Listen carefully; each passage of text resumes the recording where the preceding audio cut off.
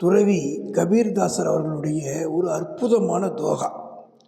மனிதன் எப்படி நிம்மதியாக வாழ வேண்டும் என்பதற்கான ஒரு அருமையான வழிகாட்டுதலை இந்த தோகா காட்டுது. நான் என்கின்ற அகங்காரம் இல்லாத மனிதனுக்கு பெரிய ஆபத்து வராது. அதாவது டிசாஸ்டர்னு சொல்லுவாங்க. பெரிய ஆபத்து வராமல் இருக்கணும்னா நான்கிற அகங்காரம் இருக்கக்கூடாது.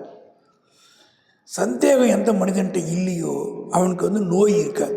சந்தேகம் இல்லாதவனுக்கு நோய் இல்லை.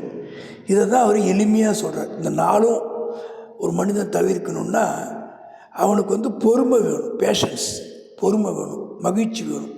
இது இருந்தால் அதெல்லாம் கிடைக்கும்னு சொல்கிறார். ஜகா ஆப்பா தகா ஆபத்தா, ஜகா சன்சய தகா ரோக், கஹ் கபீர் ய क्यों मिटे चारों धीरज रोग, जहाँ पा तहाँ पता, जहाँ संशय तहाँ रोग, कह कबीर ये क्यों मिटे चारों धीरज रोग. ஜகான்னா எங்கே, ஆப்பானா ஈகோ, தலகணம், தகா ஆபத்தா, ஆபத்தானா டிசாஸ்டர், பேரழிவு. எங்கே நான்கிற அகங்காரம் இருக்கோ அங்கே பேரழிவு. ஜகா சன்சய, ஜகானா எங்கே, சன்சய சந்தேகம், தகா ரோக் அங்கே நோய் இருக்குது.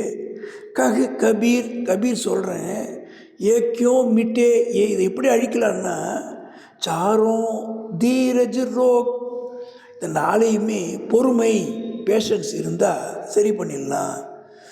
அப்போ ஒரு மனிதனுக்கு அகந்தை இருக்கோ அங்கே ஆபத்து இருக்குது, சந்தேகம் இருந்தால் அங்கே நோய் இருக்குதுன்னு சொல்கிறாரு. இதை பொறுமையால் மட்டுமே சரி பண்ண முடியும்னு சொல்கிறார்.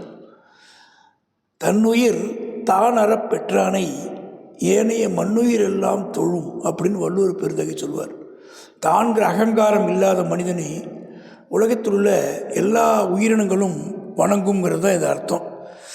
அதாவது தலகணம் உள்ள மனிதனுக்கு துன்பங்கள் ஈஸியாக சேரும். சந்தேகம் உள்ள மனிதனால் நிம்மதியாக இருக்க முடியாது. ஆக